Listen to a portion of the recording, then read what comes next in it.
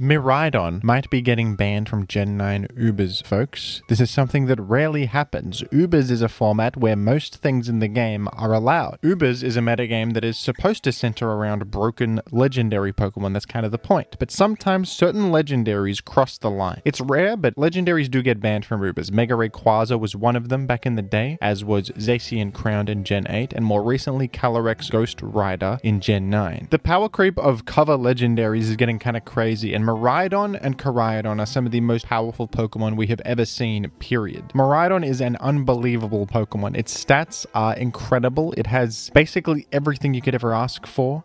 Miraidon's special attack stat is already enormous considering how fast it is with base 135, but its ability Hadron Engine pushes it even further. Hadron Engine creates electric terrain on the field on switch-in, which serves to buff Miraidon's electric type attacks even further, and during electric terrain, this Pokemon gets a special attack multiplier of 1.3 times. And on top of all of that, Miraidon also isn't short of options. It has maybe the best move pool that a special attacker has ever seen. It's got the signature move Electro Drift, which is just a clean 100 power, 100 accuracy electric attack that also deals extra damage with super effective hits. It's got Stab, Draco Meteor, or Dragon Pulse if you prefer. It's got U-Turn for pivoting, which is unbelievable. It's got, what's that, an electric healing move? Parabolic Charge. This is like an electric type healing move that recovers 50% of damage dealt. Unbelievable on a Pokemon with Electric Stab, Electric Rain setting. This can allow it to 1v1 Blissey with Calm Mind. Since you're immune to Thunder Wave, Blissey can't touch you, and you just sit and heal and eventually 1v1 them. Not even steel types are safe from Miraidon because of overheat. They really had no restraint when designing this Pokemon. They gave it everything in the world and more, honestly. But you might be asking, why now? Miraidon has been available since day one, and only now we're suspect testing it. Well, in the previous metagames, Miraidon was a bit more manageable than it is now for a few reasons, because of shifts and whatnot. In the past, Zacian Crowned was also very dominant in Ubers, and Zacian Crowned serves as a pretty nice offensive check to Miraidon. It is faster than Miraidon and threatens it directly with super effective stab, and on top of that, it can carry that momentum to a victory a lot of the time. At least it used to be able to. Despite Miraidon's incredible offensive power, it was manageable in previous metagames too, with checks like Tinglu, Clodicea, and Iron Treads being quite solid in the metagame in general, while also serving to check Miraidon. It was also not too unreasonable to offensively threaten Miraidon with a lot of options. By creating electric terrain on the field, Miraidon enables Quark Drive on many of the powerful Paradox Pokemon. Specifically, Iron Bundle outruns Miraidon and even gains Quark Drive to outrun Choice Scarf variants, which allowed Iron Bundle to be a really effective offensive check. Now, a lot of these points are still true in the DLC 2 metagame, but the difference is that there are a lot more options now, a lot more threats to cover. So those dedicated checks to Miraidon, like Clodicea and Tinglu and Iron Treads, feel a bit worse now. They feel like kind of a waste of a team slot, and it's straining to have to dedicate a team slot to Miraidon when now there's so much more that you have to be able to check. Pokemon like Iron Treads and Clodicea don't have a lot of crossover value against all of the new threats. It's not like they check Miraidon and a bunch of the new threats. They're quite vulnerable to many of the new threats.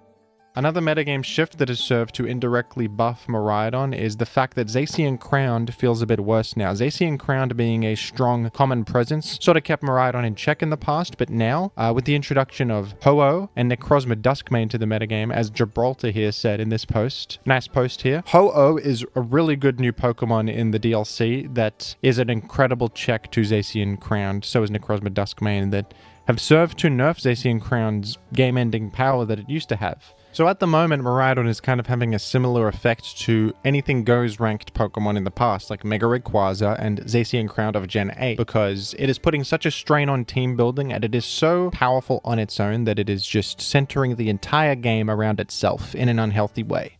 In Ubers, we should definitely be more open to the idea of centralizing threats, because Ubers is a higher power level metagame that tends to happen sometimes. Pokemon like Groudon Primal back in Gen 6 and 7 were incredibly centralizing, to the point of Groudon Primal being an auto-include on most teams.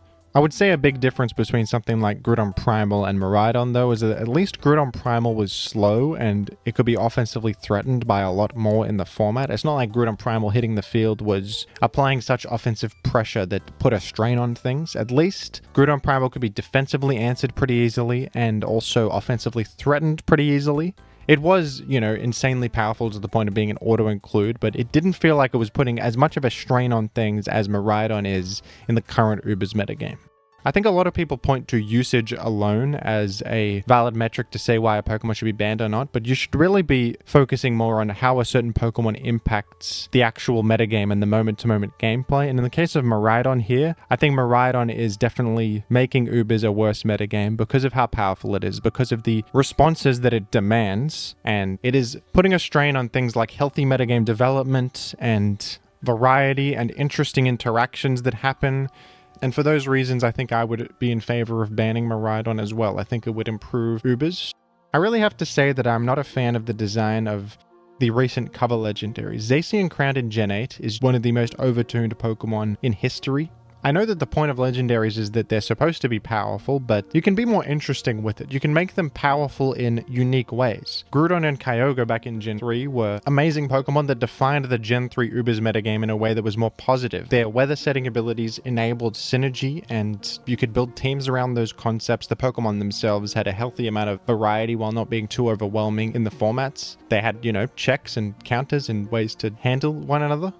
Even Dialga and Palkia back in Gen 4 Ubers were not that overtuned. They didn't absolutely dominate the format to a ridiculous extent. They were quite interesting, in fact, with their set variety and a lot of their value coming from typing.